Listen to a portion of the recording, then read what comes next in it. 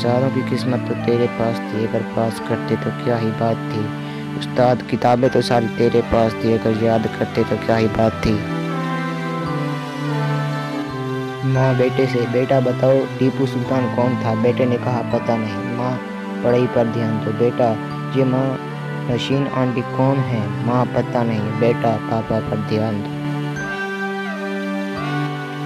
एक फकीर ने किसी खार के सामने रुककर आवाज लगाई, बहन रोटी दो, भूखा हूँ। अंदर से आवाज आई, आज तेरी बहन लेके गई हुई है, आज तेरा बहनोई भी भूखा है।